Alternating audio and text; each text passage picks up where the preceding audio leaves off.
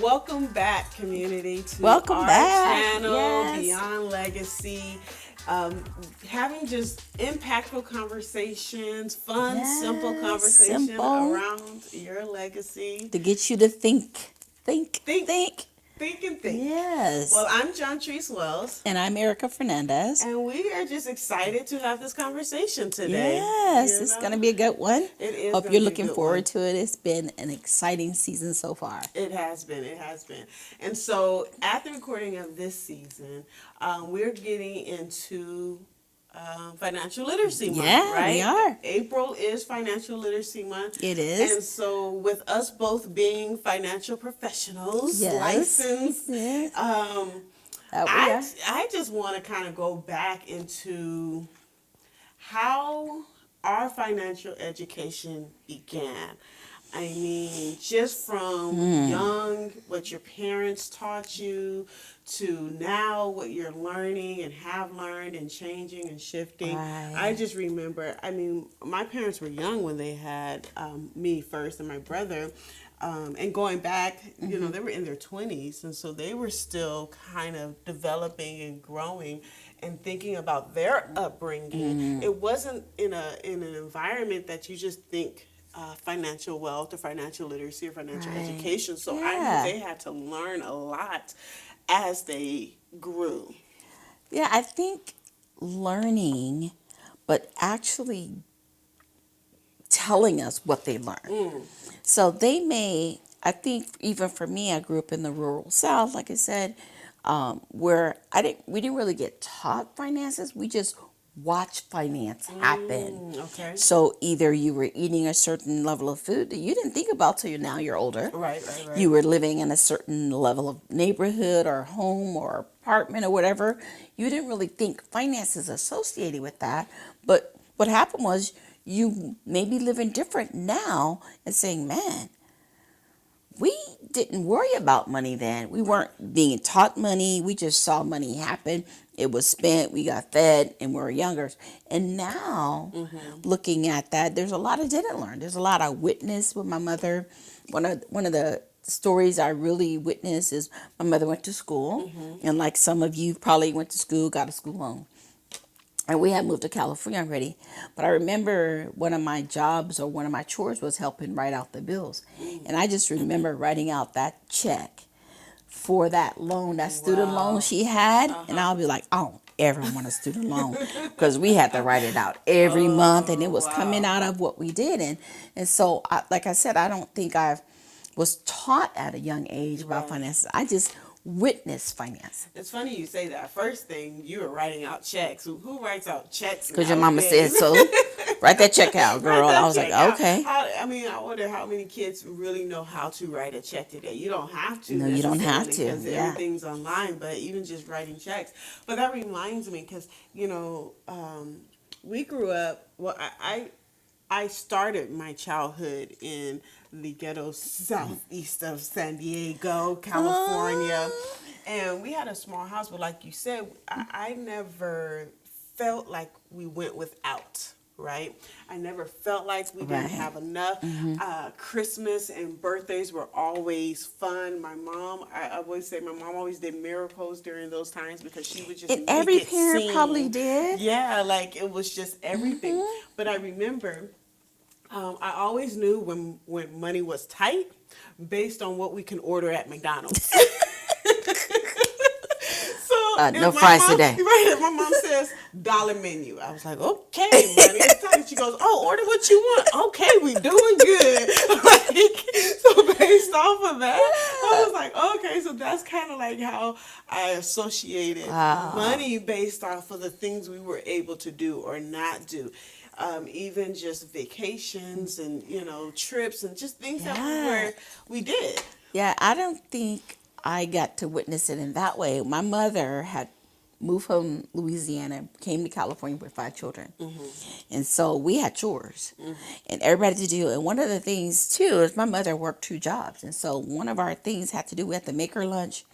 And we lived off of Imperial Avenue. We used to, in San Diego, and we used to take walk Down the down hill. the hill to Yeah. Euclid. She worked at a nursing home and bring her lunch. You know, and then my sister used to be mad because we weren't listening, you know, to be with her. But we had to go and take that thing, and that was that my mother couldn't afford to buy lunch Right, right, that right. we do today, right? And my mother had 5 kids to raise, but none of us really was needing anything. Right. But like I'm saying, finances weren't really taught. Well, this is how much money we got coming in, honey. This is what we're gonna have for groceries. You know, at some point there was welfare and Medicare and all of Yeah, those things, which yeah. are state funded things. But I then realized when I was older, man, she's got 5 kids to raise. Right. And she, to this day, have 5 amazing kids that were not in the street, that did not give into gang. And even though funds were limited, she still had the character and the wherewithal to just raise them and then show them how to actually do well. That's amazing. I give props to any mother, any father, any parents that have more than one. Because I don't know how you do it. Yeah, I don't know how to do. I don't know I how don't you know do either. it. Like, that is just Yeah. amazing to me. I think about Yeah. sports. I think about food. I think about school. I think about all of the No, things know what I that we think do. about? Sleepovers. Sleepover. You know what I did? If the kids coming, the mama gotta come too. Mama gotta come. So that means a limited amount of kids and everybody coming over. We had all that many kids, and that's what I did. Yeah, I just But give props to. I mean, when you have more yeah, than one, I mean, just the stretch that you have to do, and then let alone have to do it alone. yeah, I remember though, my parents were they were very intentional in sharing certain things. The three basic skills that I would say they transferred to me as far as money was when you received money from a job, from a chore, from birthdays, whatever. But just when you received money, you give to God first. You save yes. a little and you spend wisely. Spend Those wisely. were the Yes. three principles that my parents kind of just instilled in us. It didn't matter how much, how little. You gave to God first, you saved a little, and you spent wisely. And I think that kind of just set me up to think differently when it came to money. And so it allowed me to save and be able to purchase a house while I was young, be able to purchase my first car right out of high school. See, Like, all of those things were just yeah. foundational principles that they were able to just say, okay, this is what we know based off of what we've been through. So Yeah. here's the foundation.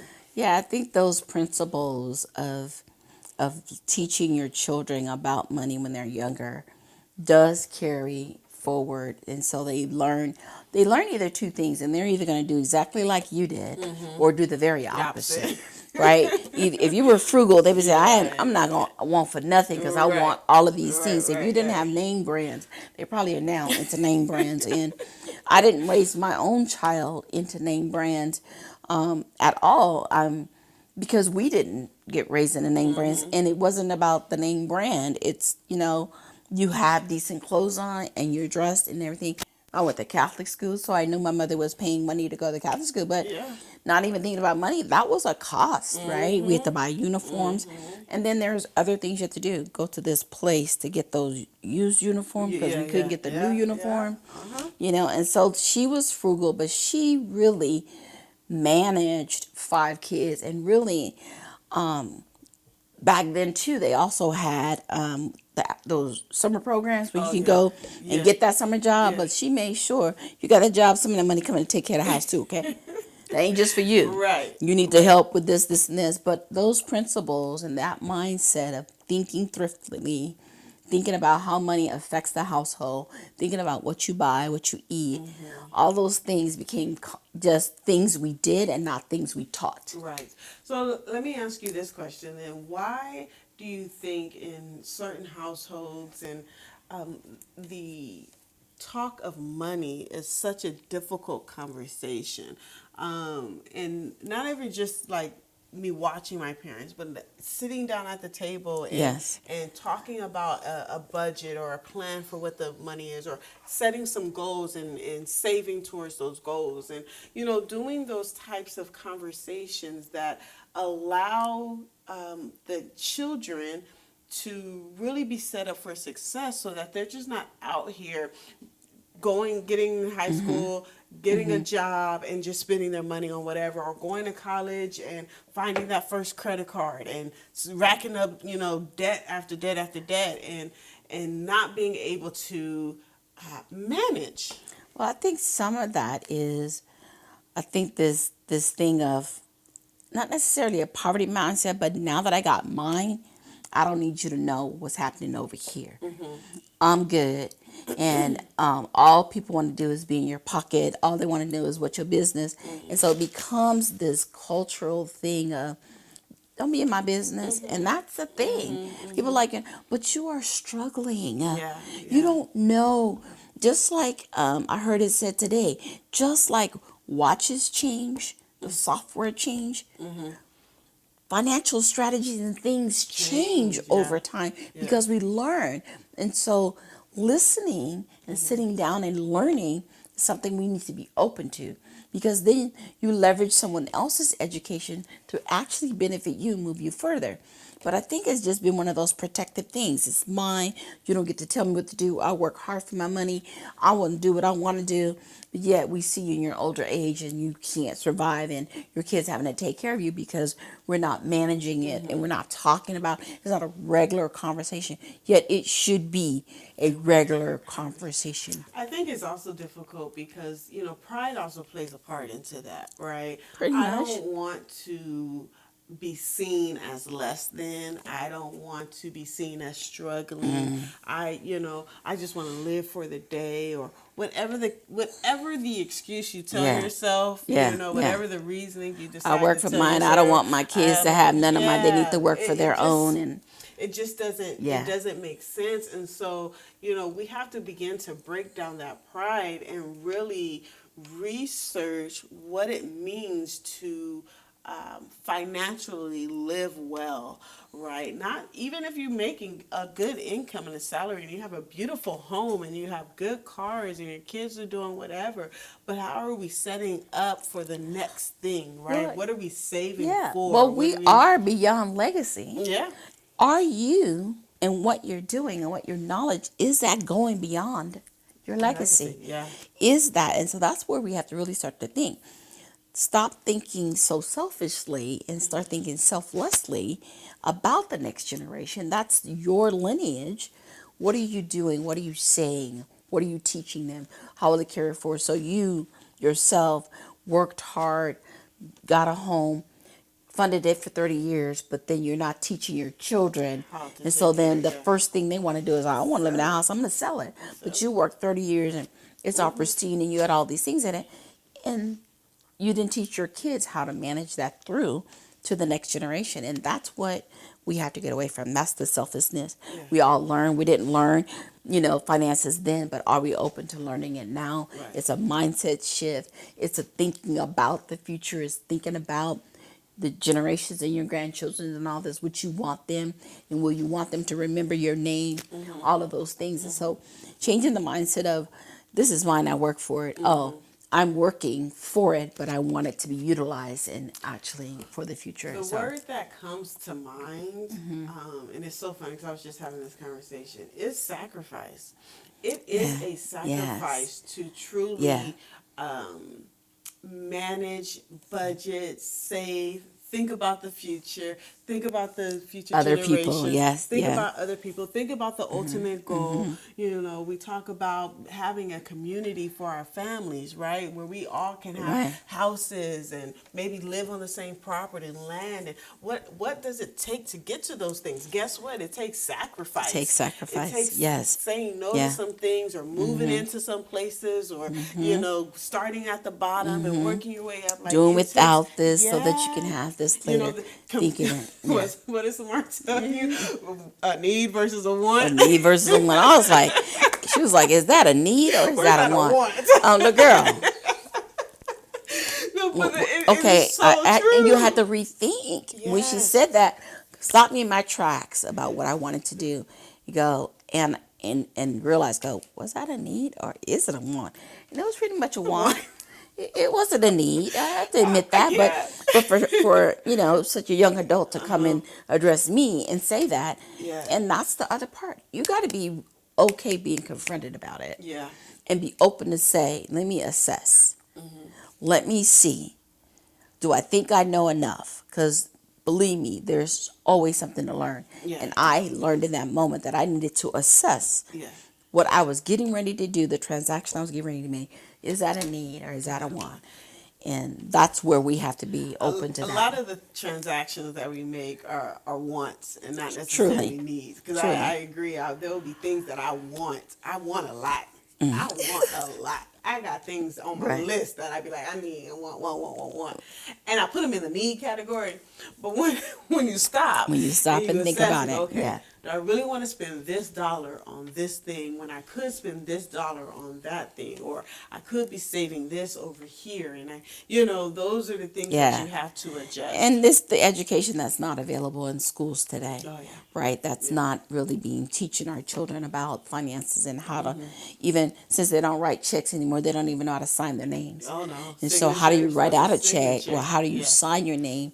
Those things are being taken because we're gone so technology. And so some of those things, it needs to be taught. And so if you haven't been teaching it to your children, the time is now to Yeah. say, you know what, let me sit down because I want to equip you so that you know how to manage your money and how mommy and daddy actually survive here. So they won't treat what you get them like it doesn't Like it have don't any matter. value. Yeah, like it doesn't And so matter. that's one of the things, that we have to really start getting. Teaching is so important. Yeah, and it's a continuous Right. thing, right? Not when they turn 18, it's not going to magically just Correct. all of a sudden happen. No, Right. you got to continue to guide and educate as they are Right. growing and developing. Exactly. And one of the things that I think is really, really important that I don't think we do enough. I don't think we really take the time because we're so busy in life, especially if you're raising children, small children, it's one thing after another. But really taking the time and getting a full view of your money, right? Maybe printing out bank statements and seeing where is your money going, because a lot of it is we think You'll we see know it. where our money is going, Yeah, right? you'll Like, I don't see. spend a whole lot on eating out. I don't spend a whole lot on shopping. I don't spend a whole lot on there. But when you print out those statements and That's you that start part. marking up, okay, I spent this much this month, and you start highlighting and you start going, oh. So you got 25% of your income coming over Yeah, here. that revelation You got right 10% there of is your like, income coming over here. Yeah. okay, well, I better go to the grocery and cook more because Yeah. at today's rates, I need to cook more, mean- but printing those things out is key. Looking at things year after year, when things change in your life, how does it affect your financial picture?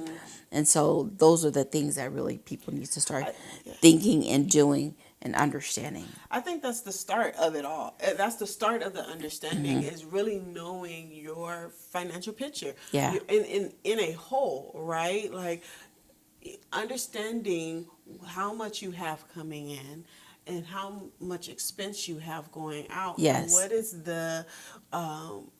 the delta in between, right? What's the leftover? What's Do you have any leftover, Yeah. right? Do you have or are you maxed out? Are you maxed out? So that's why you live in paycheck to paycheck. Or is there areas that we can cut back and begin saving and making sure that we have our life insurance, making sure that we are investing, making sure that we are planning for that Christmas that happens every year? Christmas doesn't change, you know that, right? no. But every year I'm shocked, like, oh shoot, I gotta go get I some know. Christmas presents. I ain't got no money for it. Well, why? Because it happens the same day every year. Every Same year. thing Yes, with birthdays. yes. And all Yeah, of these none of that things, changes. None of it changes. Oh, I had no money. Really? My birthday been the same day every year. same You did not know? I agree. It's looking at that picture. Yeah. Planning is one of it. Budgeting is another. Mm-hmm. And actually changing your mindset so that you're open to learning. So that you can leverage what you have to actually get done Yeah. the things you want and be in the position so that your financial picture is better. Absolutely. So we are here to help. We are a resource. If you don't know how to start, where to start, or Yes. even if it just feels overwhelming, because it can be. Yeah. I'm a proponent. If anything feels overwhelming, I need to go take a nap. So sometimes I open my bank statement and I go, oh, it's time for a nap, and I close it. So So don't worry if you feel overwhelmed. Don't take a nap. Trust me. We're here to help you because we want you to Yeah. live well, especially financially. Yeah. Our whole world is based off of the money we make, the money we keep, the money we spend, and it runs Yes. the world, right? So we want to make sure that you are setting yourself up, setting your family up, setting your children and your grandchildren up for success. So Yes. if that is something that you want us to help Yes. you with, you definitely can go to our website at Yes. www.iambeyondlegacy.com. Click on the link, show me how. Put your Show info me in, how. and we will reach out to you, or you can also schedule time on our calendar. On our calendar, and we will definitely make sure that we Yes. reach out and help you get started. Yep. Right? So the first step is to actually take that first step is to get Yes. started. You know. Absolutely. You just, and there's no judgment. This is a judgment-free zone, 100%. This is why we created the podcast, because we wanted just the simple conversations. We wanted it to be fun and Yes. entertaining and not make you feel like you're a bad person because you don't know whatever, or you're not doing whatever. It doesn't matter. We just want it to be a Yes. simple conversation. Yes. So do that. Go to our website, www.beyondlegacy.com, and we look forward to actually speaking with you and meeting with you. Absolutely. So we'll see you next time. Bye. Bye.